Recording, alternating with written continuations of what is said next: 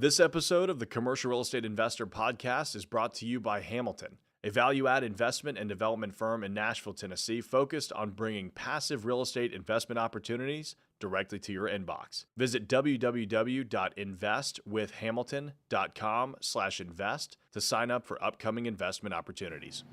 Happy Tuesday. Welcome back to the Commercial Real Estate Investor Podcast. Excited for today's conversation because it's actually a side of the business that we have not dived into yet.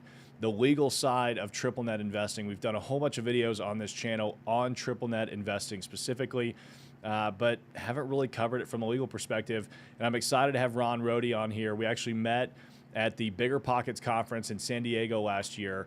He's a commercial real estate attorney that also invests in his own triple net industrial property. So he brings a very interesting perspective to the table as a legal advisor, right? I mean, he's actually going through this process himself.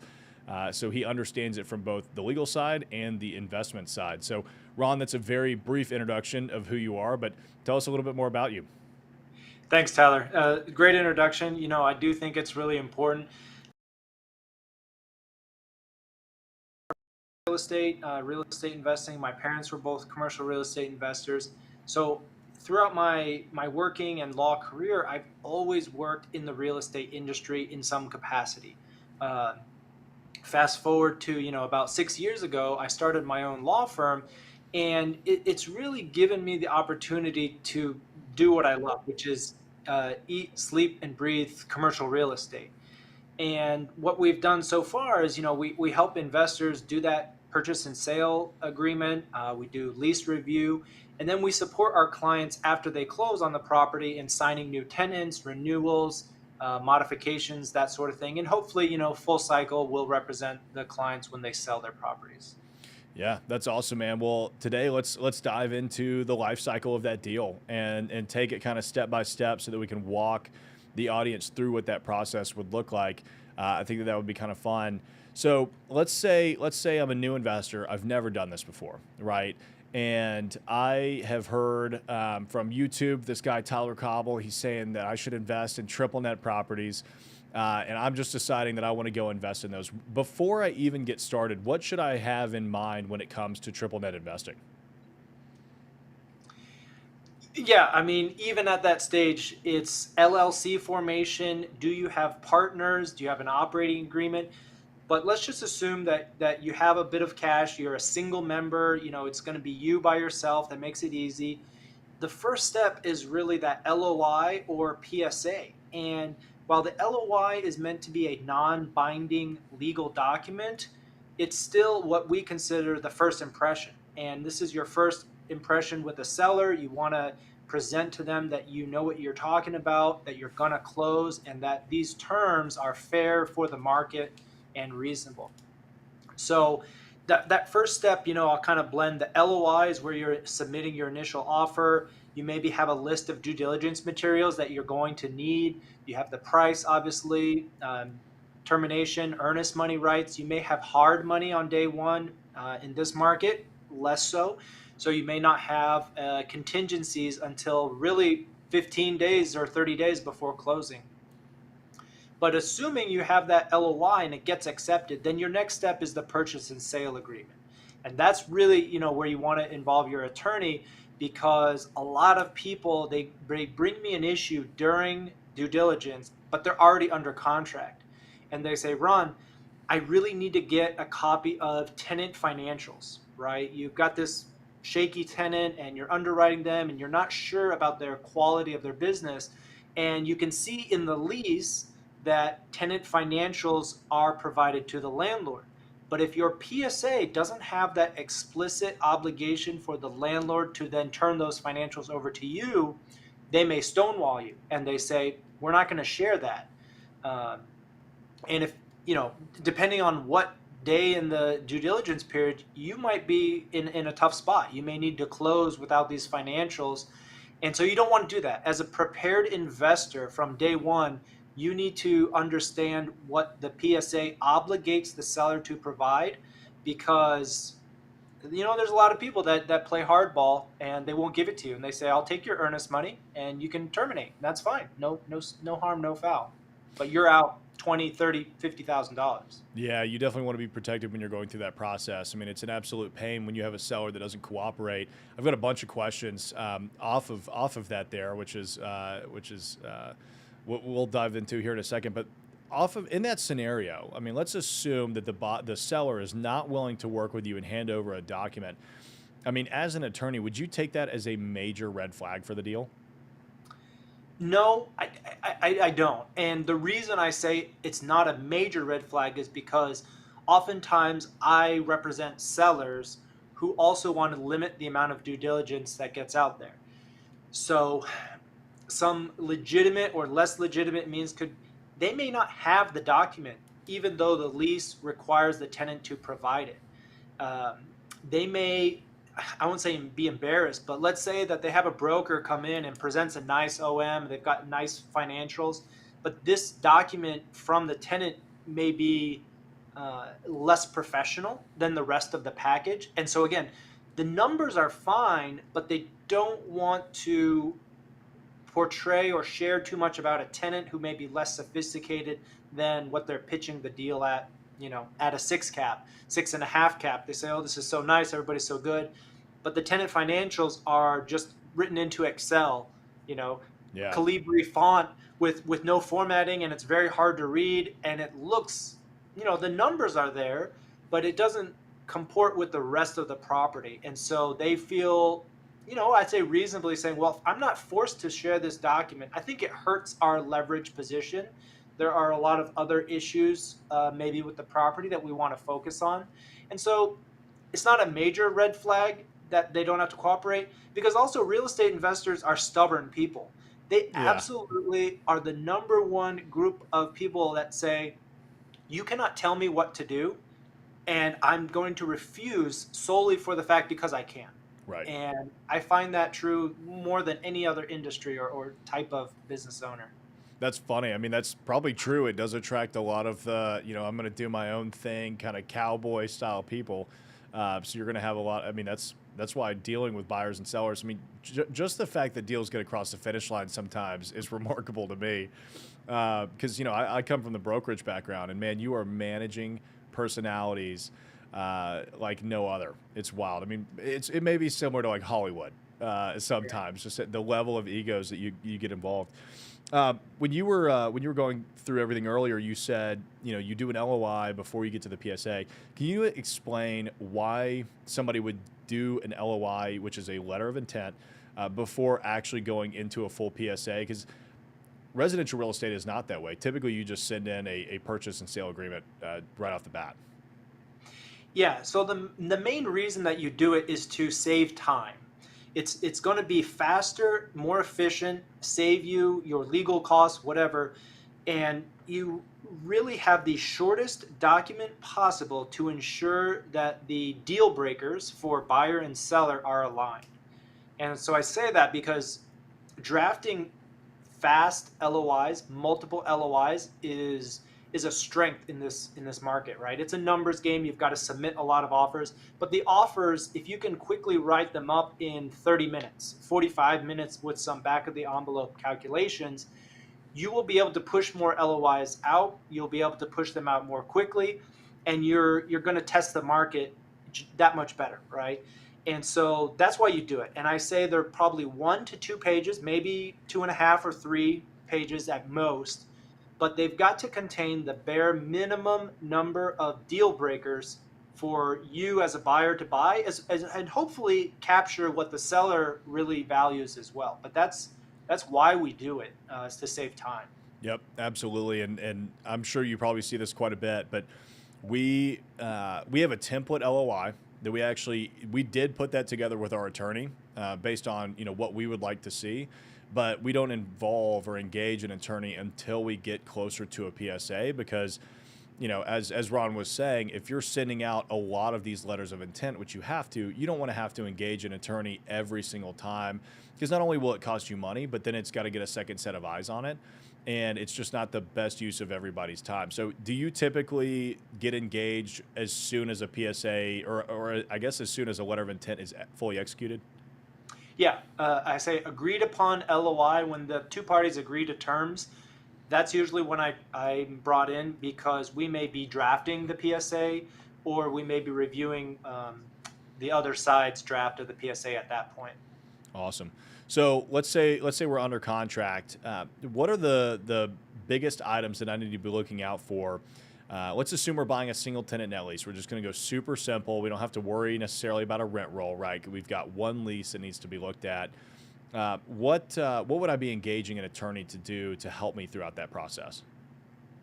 Yeah, I think verification of tenant reimbursed expenses is probably the number one. You know, with these single tenant properties, we can have probably a whole nother podcast on whether you're buying the dirt, you're buying the building, or are you buying just a stream of income payments. And let's assume it's the latter. We may not agree, but if you say that, the lease is the single most critical document because that governs and outlines how that flow of payments is going to be paid. And I see it a lot where people take maybe an abstract or they just pull the highlighted numbers, the base rent, and they say, well, the broker told me it was a triple net. I'm going to have zero other expenses for managing a property. And that's really not the case because there's no such thing as a standard triple net lease.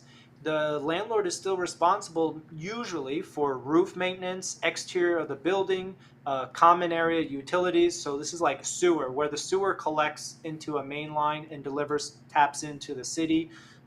Water, electricity, usually for utilities, you're responsible to like a riser, a point of contact with the building. So you're still responsible for a couple of things that, depending on the age of the building, you may have, cast iron plumbing.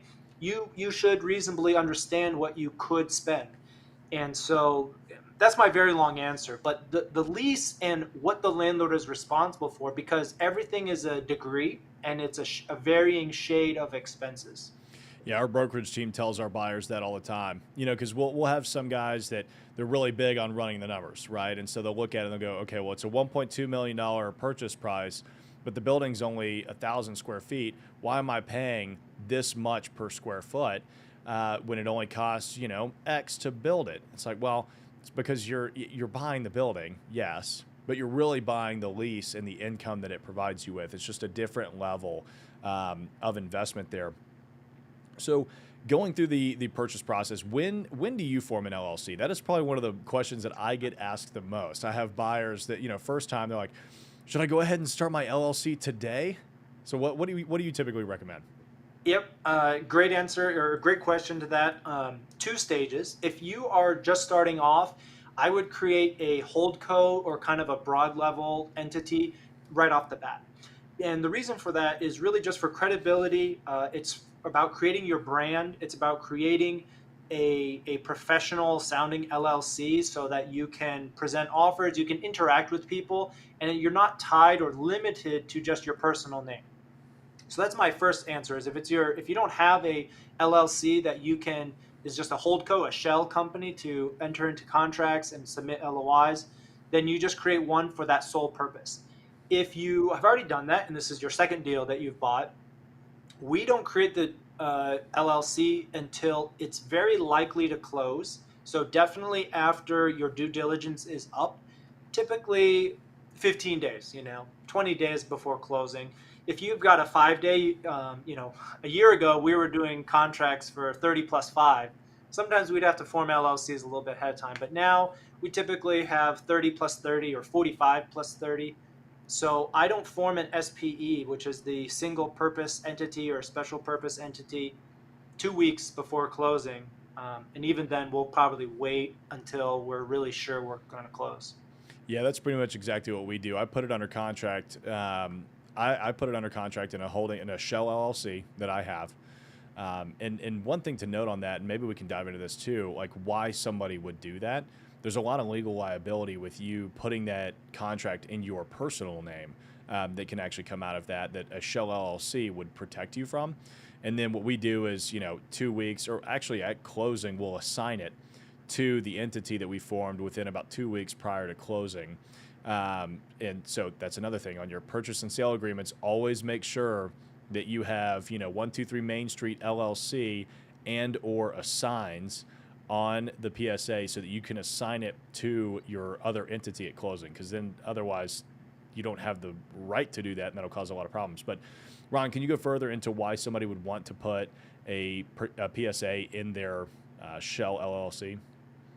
Yeah, absolutely. So the shell LLC protects you in the event of a default. There may be claims if you terminate or if you have inspectors on site. So there's a whole host of issues that could arise that would kick back liability onto the purchaser. So we're not even talking about the contract anymore. Let's say we've terminated that, but you're going to be sending environmental. You got a phase one. You may have a surveyor. You may have all these other agents coming out. Your GC, to give some quotes, and they may get hurt. They may cause some damage to the building. And what you want to make sure is that any claims related to those agents who are on the seller's property, their recourse is limited to insurance. And you don't want them coming after you individually. You don't want them coming after a different LLC that owns real property, that owns fixed assets in the dirt, because they're going to sue and they're going to go after it. But if you have that shell LLC, your insurance becomes the primary and I'd say the only recourse for that damage, which again, if you're a seller, there should be sufficient insurance there. But that's why we do it. Yeah, it makes a lot of sense. I mean, you always want to be protected. Real estate is litigious, no matter what, right? So you want to personally protect yourself as much as you can. Chad Griffiths jumped in the chat. Two smartest dudes in CRE. Chad, good to hear from you, man. If y'all are interested in industrial real estate, Chad is the absolute go-to source. He's got a great YouTube channel. I know Ron's been on his show as well, so y'all should definitely go check that out. Ron, when it comes to the risks and liabilities of acquiring triple net properties, are there any risks or liabilities that you would see an investor having in this type of asset that they may not have in other types of commercial real estate? For sure. So for industrial, you were talking about industrial, right? Yep. So for industrial, I would say the number one is environmental. You get that a little bit from retail, some of the dry cleaning stuff, but I would say for the last 30 years, they haven't been doing cleaning on site. They all ship those dry cleaning materials to another factory, and then they ship it to an industrial property. So I would say environmental is the biggest. You have underground storage tanks. You've got different manufacturing, chemicals, acids, process. That is probably the number one risk that you don't see on other stabilized assets. Yep. Yeah, there's a lot when it comes to triple net that you may not necessarily think of, and it's definitely important to stay on top of those. We had a property where we had to get in there and figure out some gas tanks once, and it ended up not being as big of a pain as I thought it was, because the gas tanks were almost at the corner of the building. Okay. And in order to properly excavate them, we would have had to tear the building down.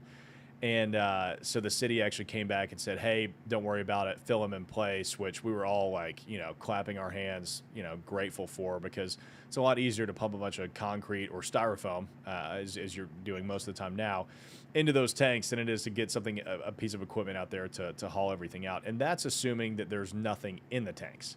If right. you have full tanks or they are leaking, it gets way, way worse.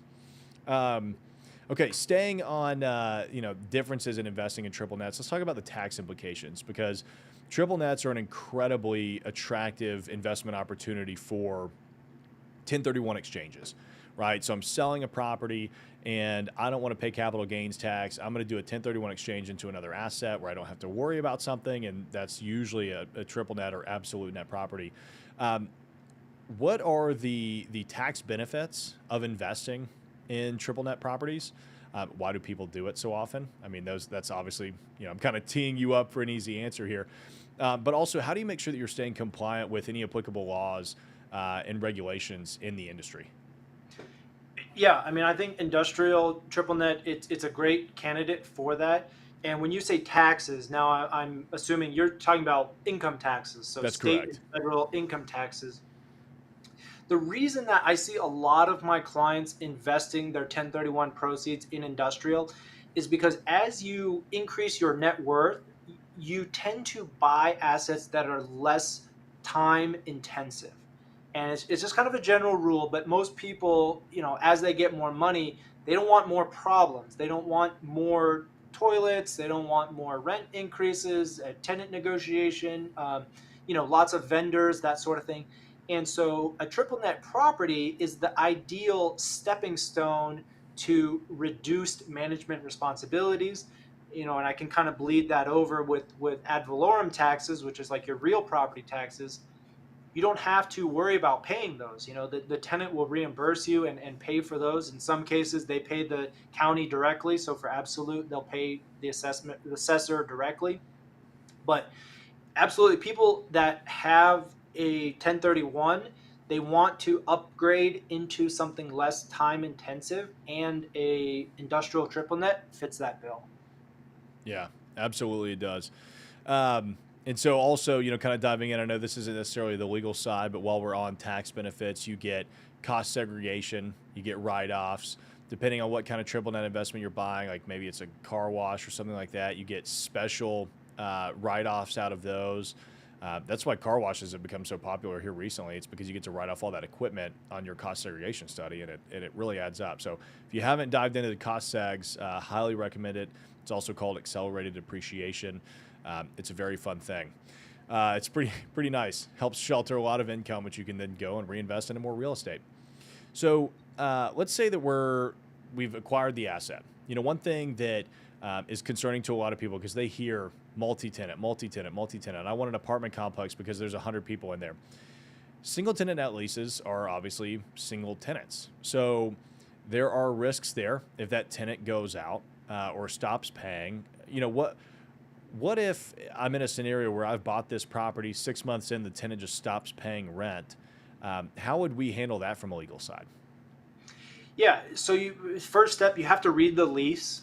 You have to see what your notice provisions are. You have to understand what your timing is. But the good thing again about commercial is that, say in Texas, within a very short time period, call it 3 days, 4 days, I can lock them out. I can put chains on the door, and post a notice on the door, and that's it. So the real fundamental question is not really can they pay rent or do they want to pay rent, it's can they, because typically those single tenant users, if they're industrial, they're going to have valuable equipment inside. They're a business that, while a business may be trending down, they typically don't have their revenue or cash go to zero, right? And so that's where there's this kind of conversation. If I'm the landlord and within a couple of days I send them a notice, they don't pay, I lock them out, they're unable to service their business and still generate revenue. And so it really, I think, puts a very quick resolution on having a negotiation. Maybe the tenant comes to you and says, hey, business is bad. I lost this account. We're only using half the space. Could I amend my lease and could I move into a smaller space and you could relet the other side? Those conversations happen a lot faster in industrial, maybe single tenant, and it's a direct comparison to multifamily where you have these horror stories of LA and New York and Washington Yeah. State. People have lived there for 9 months because there is no impetus, there is no driving force. That it's not a I don't know, it's not collaborative trying to reach a resolution. There's no upside for the tenant to renegotiate on a multifamily lease. They're going to lose. They're going to get squished like a bug. So they want to delay it as long as possible. But in industrial, you will see warning signs, I think, ahead of time, short of just buying it. But you'll get their financials. You may see their activity. You should be talking to the tenants. And so it shouldn't come as a complete surprise. Most businesses just kind of trend downward, and that's where you have those conversations about reducing their footprint, putting it on the market, right? That's an entire option. And so you as a landlord need to be proactive to mitigate your dark time or your downtime on that space. Yep, that's exactly right. And Chad's jumping in saying, renting to corporations and not being handcuffed by residential tenancy laws is a primary attribute of industrial. And I would expand what both of y'all are saying into commercial in general. I can't stand, I love the idea of owning apartment complexes, but I couldn't stand the thought of having to evict somebody from their home, even if they're not paying rent, right? Like, I get, obviously, that is in my legal right to do. But like kicking somebody out of a business space for not paying rent, zero qualms over, and it's just so much easier to deal with. Fernando's saying, and Fernando, good to hear from you, man. Long time no see. I heard that triple net does not qualify for opportunity zones. Is that correct? The answer is yes and no. They can, depending on what kind of triple net investment you're doing, because opportunity zones require you to invest a certain amount into the property, into the building, and the improvements of that asset. And so, if you've got a 20-year net lease with Walgreens, you're probably not going to be investing anything into that space. So, nor would it really make any sense. So you wouldn't be able to actually take advantage of the opportunity zones. But if you, bought a vacant building, maybe it's a vacant former Walgreens, you bought that, you spruced it up, dumped a bunch of money into it, and then rented it out to a triple net tenant, then you would qualify for the opportunity zone. So, kind of just depends. But yes, they absolutely could qualify, depending on what you're really going for there. So Ron, let's talk about the sell side, because you had mentioned that earlier. Obviously it's a very different approach from the buy side. What are some things that I would want to, keep in mind? Because after, I've purchased a property, we've sat on it for a while. Maybe I've already depreciated my 5 to 7 years with a cost sag, and it's time for me to sell in 1031 exchange. When I'm going through that sales process, what are some things that I should keep in mind as a seller to ensure that I'm making the best deal for myself and keeping everybody protected? Yeah, from a legal perspective, when you're going to sell, again, just like the brokers, I would say that process starts 12 months ahead of time. You've really got to understand all of your leases, what the renewals look like. Buyers are going to be asking those legal type questions, and the broker or you as a seller should have the answers. It's a very disruptive to the negotiations if you have to say, well, I don't know that answer, let me ask my lawyer. And then I get an email, and then I'm scrambling, and then I shoot back an answer. So it really starts 6 months when you're getting your financials in shape, you're doing your CapEx budgets, you're kind of projecting out all of the future use case for your tenant or for your buyers. But beyond that, I think it's about having a tight PSA and having a discussion with your attorney about who is your buyer. Are they going to be more sophisticated than you as a seller, like an institution, a small PE fund? Are they going to know what they're looking for and demand that you do everything in order to get top dollar? Or are they going to be a less sophisticated buyer that maybe isn't going to pay as much, or maybe more difficult to work with in the transaction? But that's totally fair, because I will say that my clients have two approaches based on who that buyer is.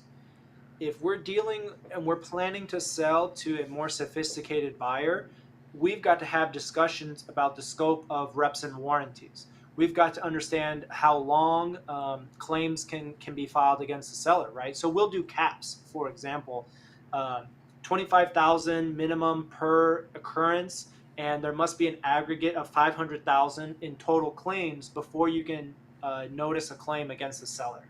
And that's for like a $22 million, multifamily. That's a discussion that you should have with your lawyer ahead of time, because I sit too still, and then my light goes off. There we go. Sorry about that. No worries. But then if you're on the flip side, if you're selling to a less sophisticated buyer, you probably want to hype up the income side and show them how hands-off the management is. You say, look, this is triple net. I've put all new X, Y, and Z, which is the extent of landlord's obligations. You're going to be good to go for another 15 years. Emphasizing the right things as regarding the property or the leases that to me is what creates a good selling experience for the seller. Yep. I agree, man. I mean, it's at the end of the day, you've got to understand who your buyer is and figure out how to deliver to them what they need and nothing more. Oh, You know, that's the hard part. Yeah, yeah. yeah. I mean, it's like on the the sales reps. It's like you do the ask and then you shut up and just sit there. Right? Don't try and talk yourself out of a sale. I see that happen way too often. Well, Ron, this was a great discussion, man, on the legal side of triple net investing. If anybody wants to get a hold of you to talk about, helping them, I don't know. I don't even know if you help third parties outside of where you are, but if somebody needs legal advice or they want to, learn more about you, where can they find you? Yeah, I would say so. We're based in Texas. I'm in Dallas, but I'm also from Florida, so licensed in Florida. But we do work nationwide. I would say we help clients all over the country, maybe minus California, but we do work nationwide. Industrial, retail. We're doing a ton of retail deals. Office, still somewhat. Multifamily is probably the biggest one that's just fallen off a cliff in terms of deal volume. But best way is on YouTube. Have a channel. It's Ronald Rohde Law, RONALD ROHDELAW. So Ronald Rohde Law, and I've got a ton of videos on there, and I have all my contact down there too. Awesome. Ron, appreciate you coming on, man, and everybody else. Stay tuned. We've got some more videos coming out later this week, and we're keeping up the consistency here. So time to get out there and go buy your first triple net investment. Let us know how it goes. We'll see you guys soon. Thank you for listening to the Commercial Real Estate Investor Podcast, brought to you by Hamilton, your resource for passive real estate investment opportunities. Visit www.investwithhamilton.com to start building your passive real estate portfolio today.